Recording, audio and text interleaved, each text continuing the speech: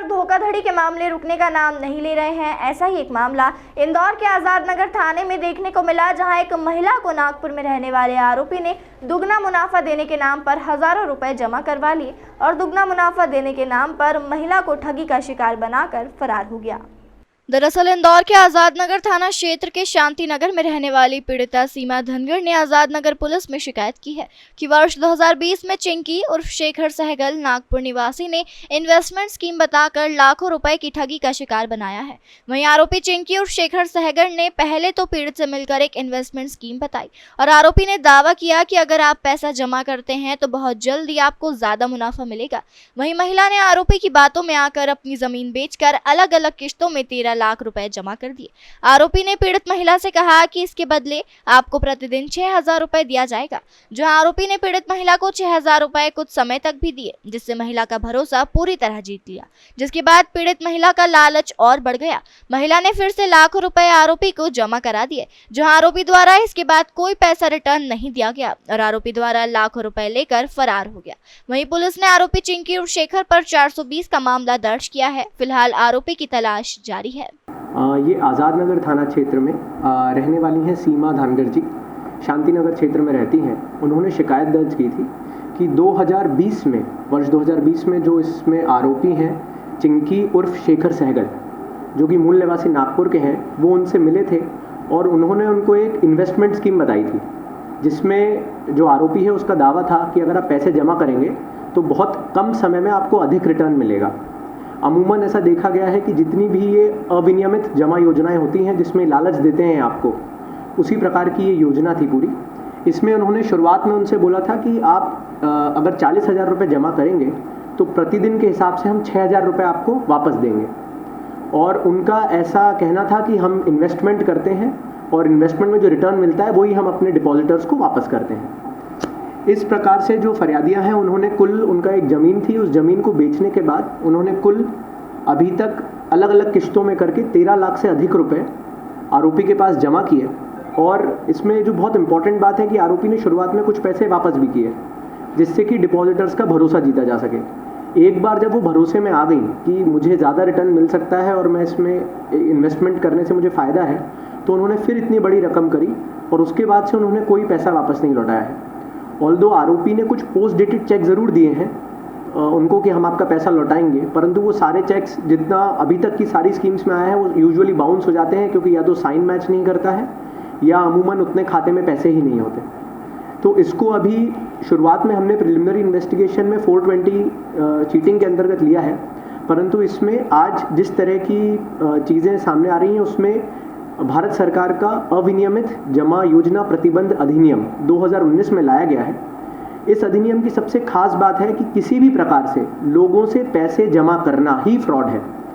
अगर आप किसी भी प्रकार से जमा करते हैं और आप रजिस्टर्ड नहीं हैं, उसमें रजिस्टर्ड संस्थाओं के नाम दिए गए हैं, जैसे कि RBI है, सेबी है, इंश्योरेंस रेगुलेटर है या स्टेट कोऑपरेटिव सोसाइटीज़ हैं, अगर आप उनसे रजिस्टर्ड नहीं हैं और आप किसी भी तरह का निवेश ले रहे हैं तो ये इटसेल्फ जुर्म है उसमें। तो हम उसकी भी धाराएं इसमें बढ़ाएंगे और वो बहुत स्ट्रिंजेंट एक्ट है, तो हमें लगता है कि हम इसको बढ़ा के उसमें बहुत स्ट्रिंजेंट पनिशमेंट्स हैं, उसमें फ़ाइन का भी बहुत बड़ा प्रावधान है। उसमें एक बहुत इंपॉर्टेंट प्रावधान है कि हम जो भी आरोपी रहता है उसकी प्रॉपर्टीज़ हम सीज कर सकते हैं, जिससे कि निवेशकों का पैसा वापस लौटाया जा सके। आपके माध्यम से एक मैं ज़रूर पब्लिक को अपील करूँगा, ऐसी बहुत बार घटनाएं सामने आ रही हैं जब लोग 2019 में गवर्नमेंट ऑफ इंडिया लाई थी, उसके बाद से ये MP स्टेट ने इसको नोटिफाई किया था। इसमें पहली कार्रवाई जो अभी MP में हुई थी वो हुई थी बालाघाट में, जिसमें बहुत बड़ी संख्या में हमने डिपॉजिटर्स का पैसा रोका था डिपॉजिट होने से, और उसमें हमने around 25 crore rupees cash seize किया था निवेशकों के पास से। पर ये देखा गया है कि जहाँ पर भी फाइनेंशियल इंक्लूजन कम रहता है या ऑल्टरनेटिव फाइनेंशियल इंक्लूजन के माध्यम जैसे banks, cooperative, regulated cooperative societies कम रहती हैं, वहाँ लोग अमूमन इस झांसे में आ जाते हैं कि हमें बड़ा रिटर्न मिलेगा और इसमें पैसा निवेश करने लगते हैं। इंदौर में इससे पहले 2 प्रकरण हो चुके हैं इस एक्ट के अंतर्गत। एक थाना एरोड्रम में है, संजीवनी कोऑपरेटिव सोसाइटीज़ का है, उसमें भी ये धारा लगी है, और एक जहाँ तक मुझे लगता है MIG थाने का अंतर्गत भी एक प्रकरण इसमें पंजीबद्ध हुआ है। सरकारी योजना का लाभ लिया था किसी का? जी, सरकारी योजना का भी लाभ लिया था? नहीं, अभी ये बात तो सामने नहीं आई। मुझे लगता है सबसे अच्छा चीज़ जो लोगों को धोखे में रखने की होती है कि शुरुआत में आप थोड़ा इन्वेस्टमेंट पे रिटर्न दें।